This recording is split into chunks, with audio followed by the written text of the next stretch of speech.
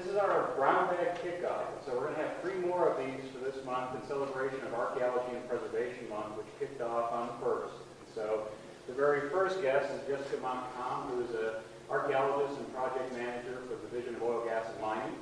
And so she's going to talk to you a little bit about some work she's been doing as part of mitigation. So much of what we do in state history has to relate to undertakings and effects. And so Jessica is a great archaeologist working for Dog, who's a great partner of state history. And so she's going to kick off our month. You're all coming, obviously, for Jessica this week. Please come back the rest of the month. We have more great events. So no further ado, Jessica. Thank you, everybody. This is a great turnout for a little tiny coal camp out in Grand County. So we'll just jump right into it. Sego, the now abandoned coal mine and associated camp in Grand County, Utah, rose in regional importance from a small truck mining operation supplying local consumers to a critical coal supplier for the Denver, Rio Grande, and Western Railroad. From the discovery of the coal seams in the early 1900s to the final days of the operation shortly after World War II, the camp and mine followed a pattern common to other mines. Early development led to expanded investment, which in turn led to outside investors, changes in mine ownership, and community growth, all followed by the eventual collapse and abandonment.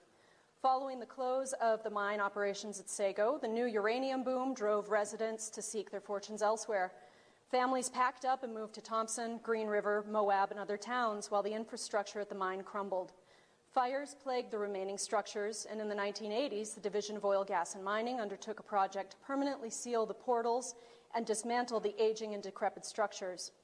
Using historic maps, historic newspaper accounts, and oral histories in conjunction with the cultural resources inventories conducted as part of the 2014 project and as post-project mitigation, as well as historic newspaper accounts and oral histories, as I just mentioned, the story of Sego and its documentation provide a framework for investigating mining landscapes in rural Utah.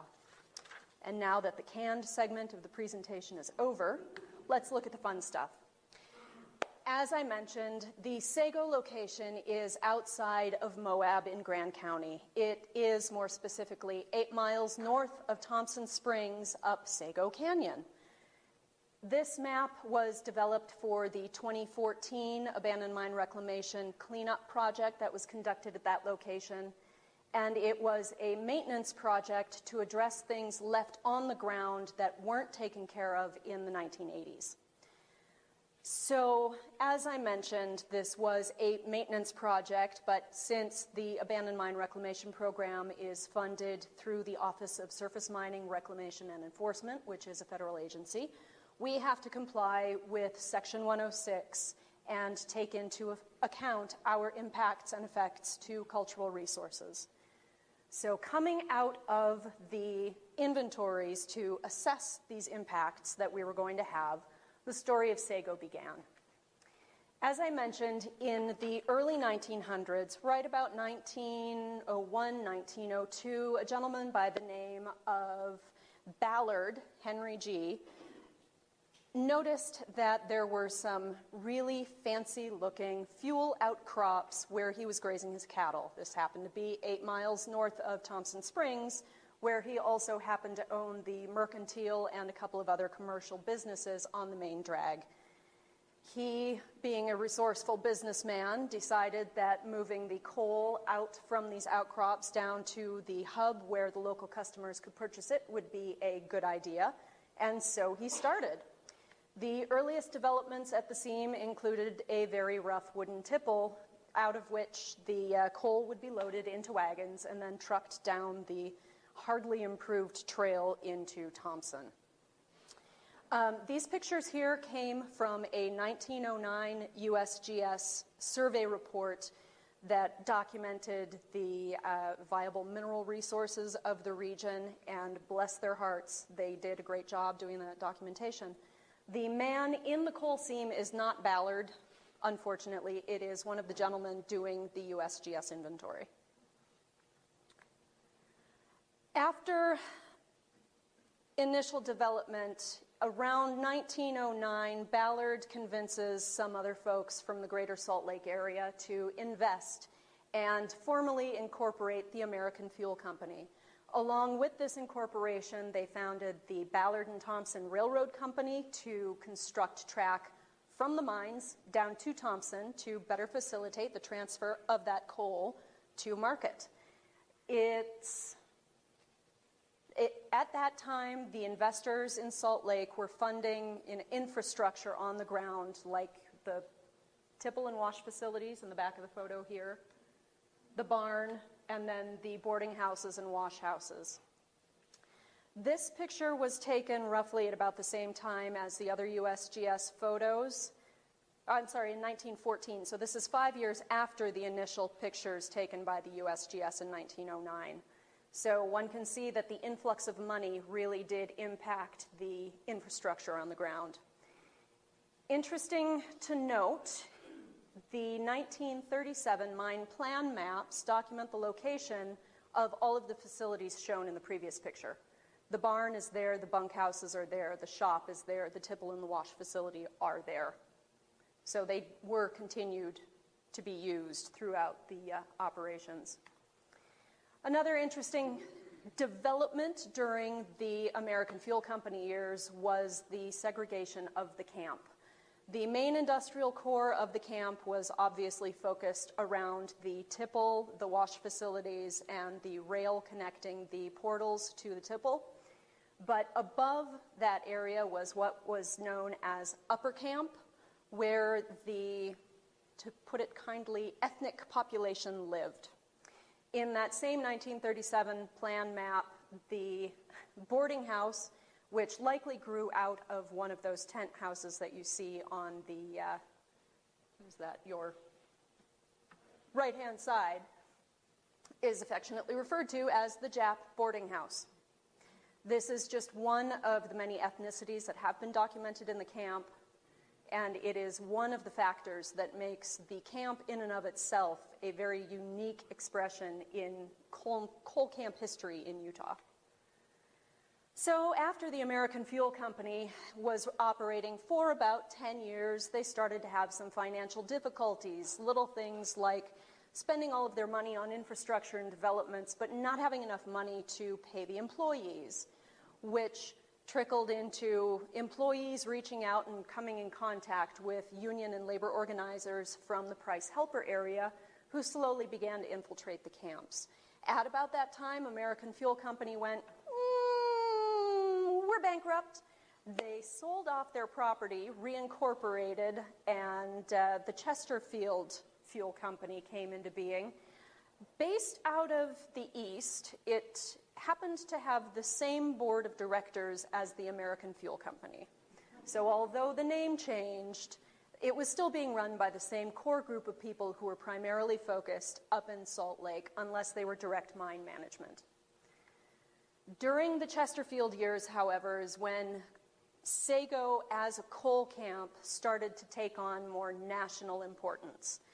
Sego was one of the first camps, or the mines in the West, so west of the Mississippi, to install a wash facility and wash its coal. It was advertised as the housewife's helper coal because she didn't have to worry about getting her interior of the home dirty with coal dust, courtesy of the pre-washed Sego coal. The product from Sego was taken down the main line, sold directly to the Denver, Rio Grande, and Western, who in partnership with the Ballard and Thompson Railroad financed building the track out from a narrow gauge track into a standard line, and the Denver, Rio Grande, and Western contracted to run 3 trips, round trip weekly, all the way to Grand Junction.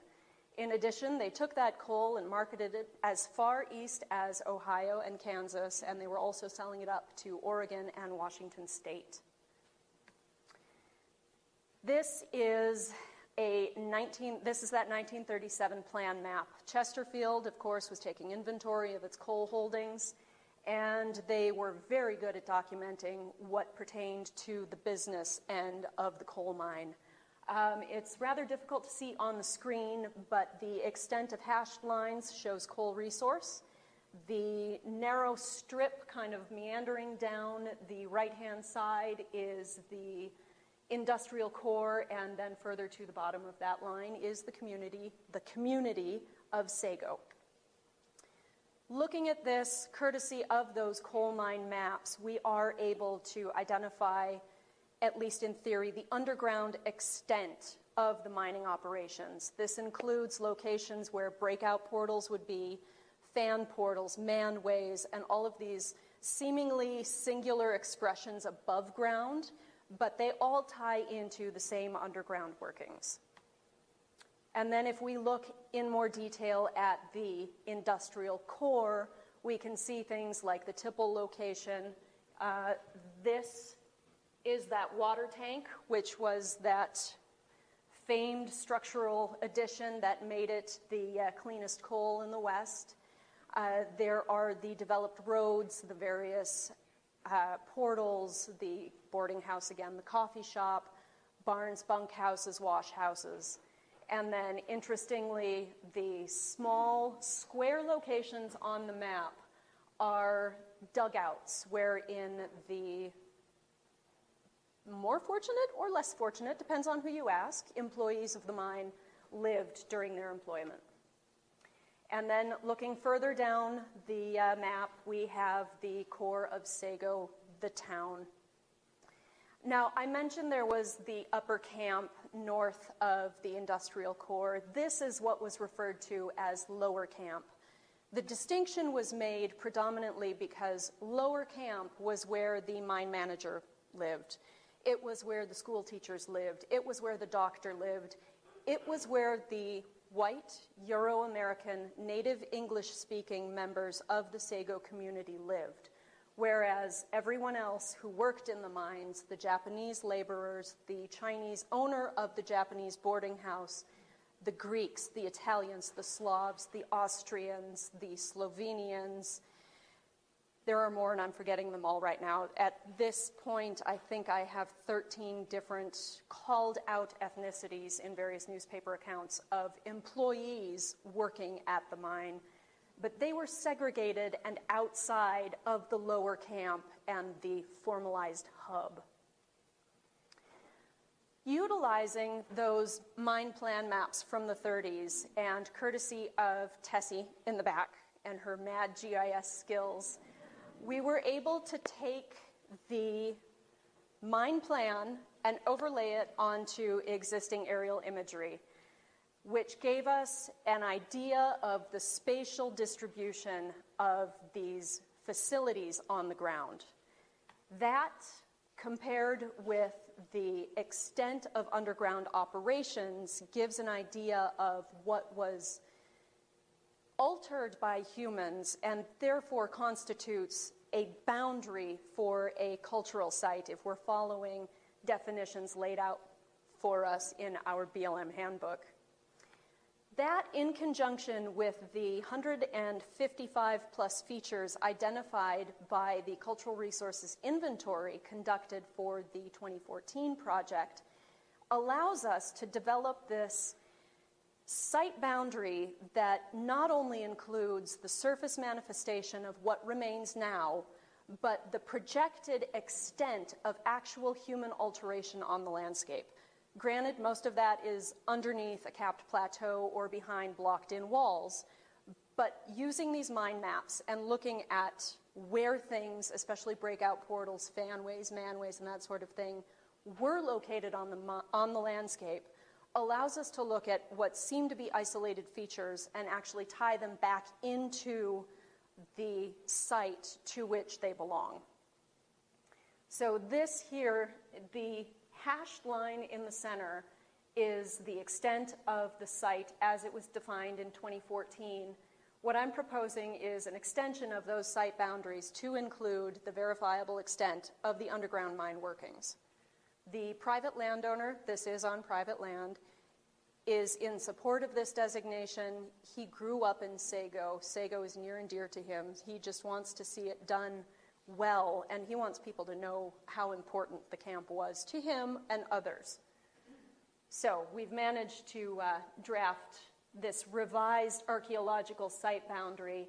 As I mentioned, there are those 155 identified features on the landscape. The next step is going to be going back and taking this map with the overlay of those buildings identified in 1937 and correlating them to the features identified on the ground and providing a definitive association for every one of those features out there.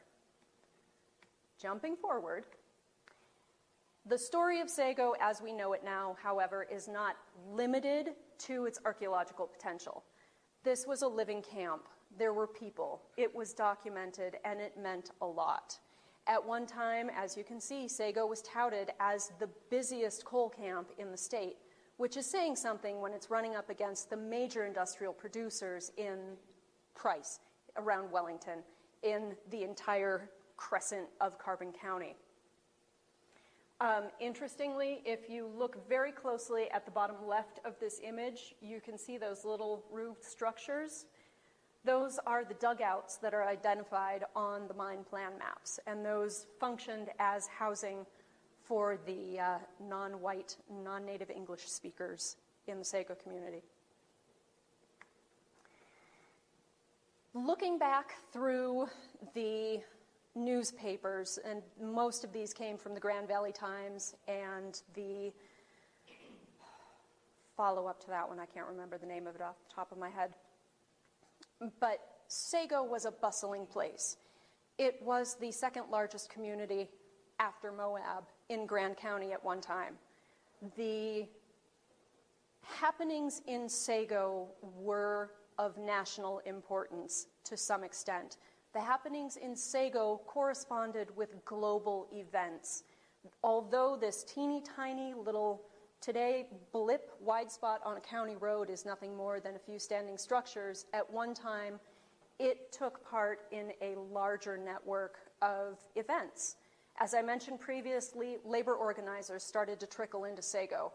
The sheriff was called out by the white owners of the camp and the managers to squelch any thought of joining a union.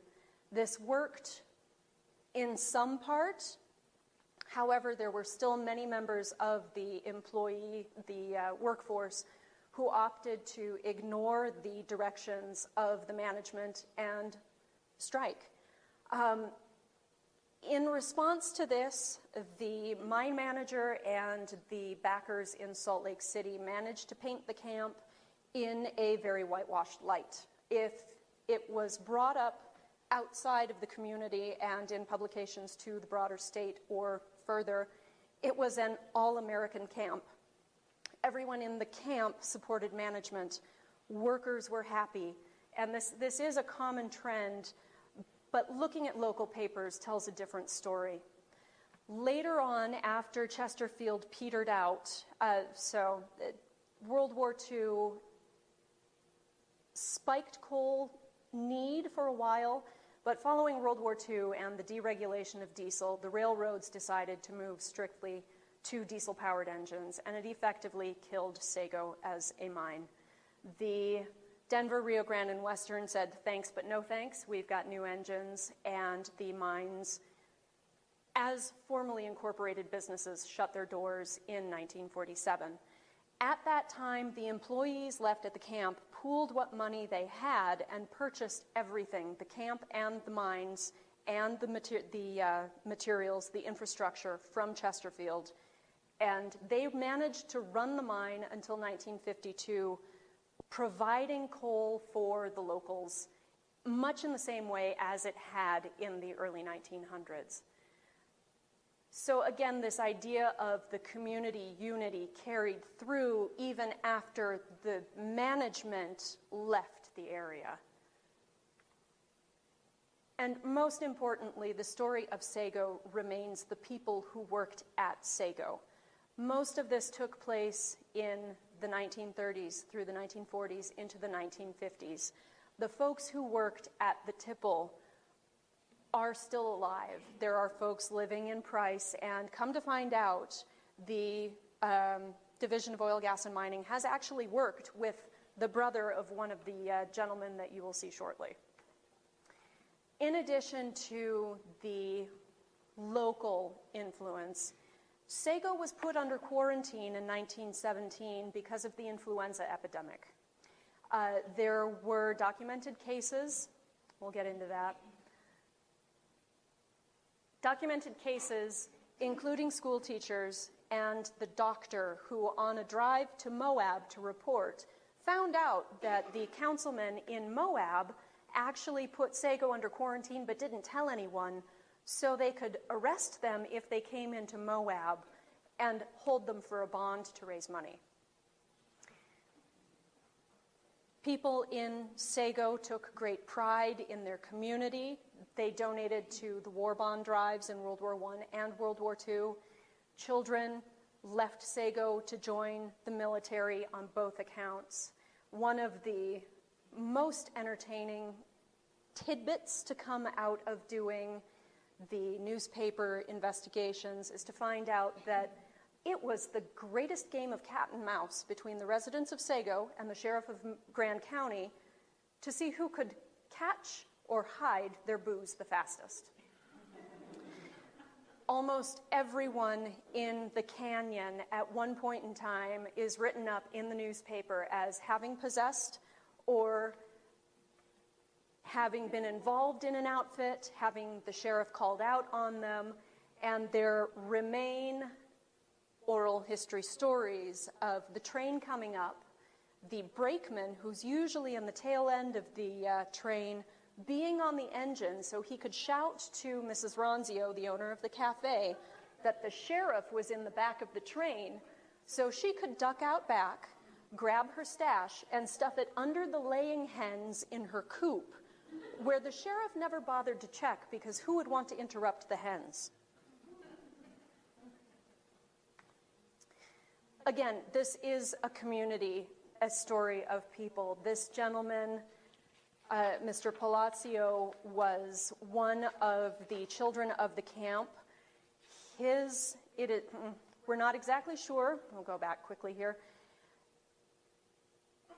I think it is his father on the far left-hand side wearing the hat at the tipple, going by the names written above.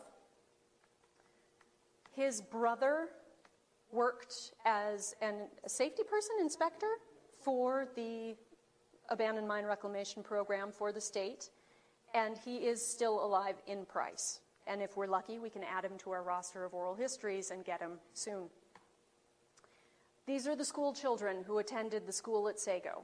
Again, looking at newspaper accounts, all of the kids went to school. There are discussions about the teachers holding socials and the Japanese students coming in and performing for the rest of the class, the Chinese students coming in, holding sessions, the kids going over to the neighbor's house just to have a party. And to the kids, the colors didn't mean anything. It was still a segregated camp, but school happened.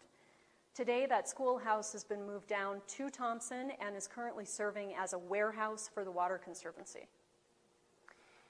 And finally, by the tail end of the 1940s, the families who were living there, who had purchased the mine, who are now slowly losing because they were no longer able to make a profit at the mine, considered moving out. They had to deal with the fact that there was nothing keeping them there other than the hope and the prayer. Coal wasn't coming back. The uranium boom was slowly drawing people off. No one was in the boarding house anymore. They weren't running the general store. The school got moved down the hill. The community decided to slowly sell off the remaining structures in Sego to the highest bidder. By 1954, pretty much everyone had moved out, and they were in that buyout phase. This is from sometime in between 1954 and 1956, as it looked before the last of the homes were packed up by the moving company and moved out. There it is today. There's not much left. This was, again, the northern portion of that lower camp. The general store is the beautiful faced sandstone building there. The hotel is in the shot behind it. And today, the general store is the only thing that's left. The hotel has collapsed. It is slowly being picked apart by people heading out and taking what dimensional lumber is left, presumably to make repurposed wood furniture. But not every building in Sego had a sad ending. Of the structures, there were 9 houses south of the school that served as managerial housing, housing for teachers, and housing for the doctors. This is one of them. This home, previously shown, is that building right there. It is currently owned by a lovely woman by the name of Norma Dean Hawkinson, who was kind enough to let us invade her space and look at her home. Looking at the map, there it is in 1937. Norma Dean purchased the house with her first husband in 1956 and paid $3,000 for the structure. They had the moving company, Ira Wells and Sons, pack up the structure as best they could, trucked it down the road and all the way over to Green River. Norma Dean and her husband installed it on their lot, and it is still there. Norma Dean says she wouldn't change a thing. It's been the best purchase she ever made. She no longer has the husband. Long story short, that structure, we know of 3 others in Green River, that were in the Sego town, and presumably there are structures in Monticello and Moab that were moved out from Sego. With that, we are able to pull together a picture of what happened after the industry left the canyon, after the industry left the camp to the people. But most importantly, we do have this continuing story of the people that made the mine, that made the town, that made Sego what it is. Do you have any questions?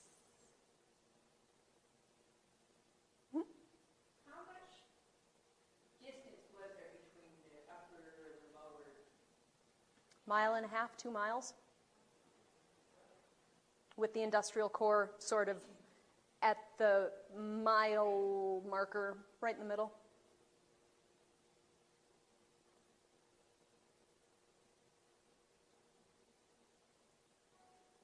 Are you saying that the site boundary is the extent of the mine workings underground, or it extends to the surface? No, the extent of the underground workings and their surface expressions. So often we find these random, apparently random adits, portals, fan locations, and they're typically documented as an isolate, even though they do tie into the entire extent of human-altered underground workings. So I'm making an argument for a revision in how we assess those. Yeah, that's interesting because I was just in a presentation this morning on the Subcom line, and the Subcom line can essentially is long enough that it can extend the Subcom valley.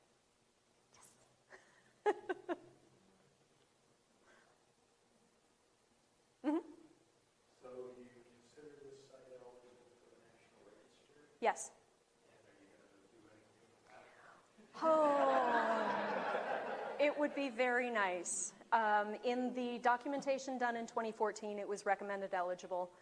SHPO concurred, obviously. That's why we're working on all of this. The landowner would be thrilled if someone would undertake writing up a nomination for it.